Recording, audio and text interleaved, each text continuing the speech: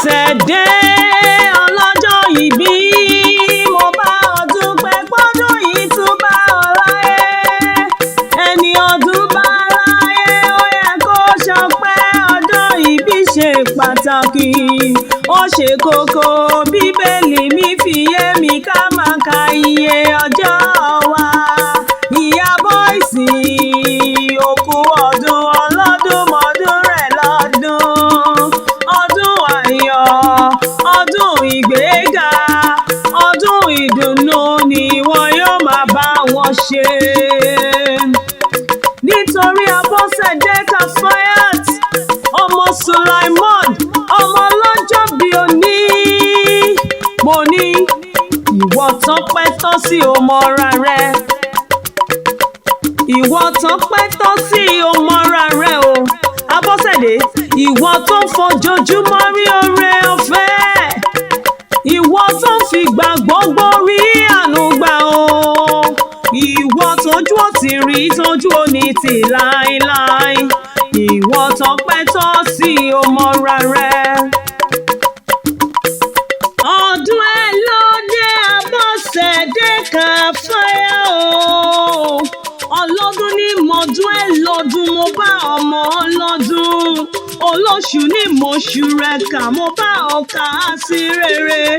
Ọdún ẹ ló dé, mo bá ẹ dúpẹ́ lọ́wọ́ Elédùmarè, ọba tó pa ọmọ láti inú oyún títí dàkókò yìí. Ọ̀pọ̀ lọ́jọ́ bí yín tí wọn kò máa sí mọ́ o. Àwa òkúkú fi yọ̀ wọ́n, a fi ń dúpẹ́ lọ́wọ́ Elédùmarè, ọba lórí ayé ọmọ lọ́jọ́ ìbí òní ni. Ọba tó lóhùn yóò ṣàánú fẹ́ni tóhùn yóò ṣàánú fún. A dúpẹ́ fún àánú tó ń ka fún Abọ́sẹ̀dé ní gbogbo ìdáwọ́lé rẹ̀ o. Elédùmarè ọba kìkì tán a máa dúpẹ́. Ọba lánàá, ọba lónìí, ọba títí ayérayé. Ẹlẹ́bùrú ìkẹ́, ògbéni níjà kẹ́rù ọ̀bọ níjà gidi gan. Ọba tí ò ṣeé ṣẹ́jú sí pé kó má ṣoore fẹ́ nìkan. Afúnni má sì regún, alápá kábíkábí. Orí ni níbànújẹ́ fayọ̀ di, orí ni níbànújẹ́ fayọ̀ di. A máa dúpẹ́ o, àdúpẹ́, àdúpẹ́, àdúpẹ́ lórí ọmọ Sulaimon tó lé lọ́dún kan lónìí.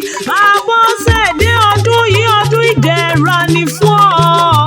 Ọdún yìí ọdún ìgbéga ni, ọdún yìí ọdún ìfọkànbalẹ̀, ọdún yìí ọdún ìgbóhùn rere ṣe. Àjọkẹ́ Adé ooo, ìkẹ́ni tìrẹ nígbà gbogbo. Ìyá Dáfídì ọba, ọba làwọn ọmọ rẹ yóò máa jẹ́ níbikíbi tí wọ́n bá ń lọ. Olóríire làwọn ọmọ rẹ, wọ́n máa gbóhùn rere ṣe. Ìyá Joshua, ọmọ ìlérí làwọn ọmọ rẹ. Aṣẹ́gun ni wọ́n, olùyanjú ni wọ́n. Òwe ní sáré àsápajúdé lórí ọmọ láṣẹ Elédùmarè. Ẹ̀gbọ́n Bùsọ́lá Rúkáyàt aya Fátádé o. Every 5th of March speaks about Bùsọ́lá birthday o jàre. Ẹ̀mí rẹ̀ yóò túbọ̀ ṣe púpọ̀ rẹ̀ láṣẹ Ọlọ́run ọba. Mọ́mí Gẹ́ọ̀sì wọn yóò ṣọ̀kan lọ́pọ̀ ọdún láyé. Ẹ̀gbọ́n rẹ̀ ní kí ọkọ àjọ̀dún orí kádùn. Ẹ̀yin méjèèjì yóò túbọ̀ pẹ́ fúnra yín. Okùn ọmọ ìyá yóò ní já láṣẹ Ọlọ́run ọba. Ọmọ Sulaimon, eré ọ̀hún wádìílé bàbá rẹ̀ lójú ọlọ́mùn nílùú Èkó. Lẹ́ ọmọ Èkó àárọ̀ mi sálẹ̀ gbẹlẹgbẹ. Èkó àkété ìlú ọgbọ́n. Èkó àárọ̀ mi sálẹ̀ gbẹlẹgbẹ. Èkó àárọ̀ dédé màmá já o. Èkó àárọ̀ mi sálẹ̀ gbẹlẹgbẹ. Èkó ìlú alàgbàlúgbò mi. Mo ní ta ló lẹ́yìn olómi lÉkòó. Ẹ̀wọ̀n bá mi bí wọ́n pé ta ló la bàtà bútú bàbá omi kó mi. Àní ta ló la bàtà bútú bàbá olókòdó. Èkó àdélé tàǹgẹ́rẹ́ tí ń sáré jẹ lẹ́sẹ̀ méjì lọ.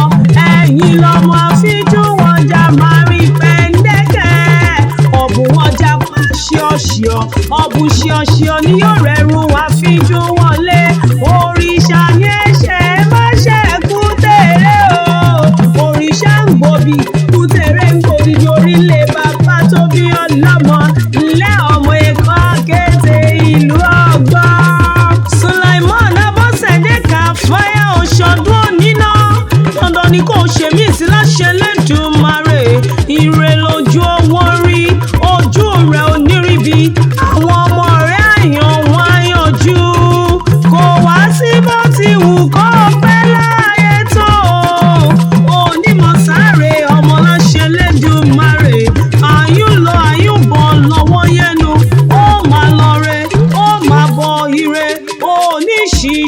ṣe lédùmarè ẹnu ọpẹ́ rẹ̀ oníkan onímọ̀ṣí láyé àjọrẹ̀ yóò wá nìkan ọlọ́lá ọlọ́run iwájú lọ́pẹ́ bíi tí ń rẹ́ sí ọ́ àníkù.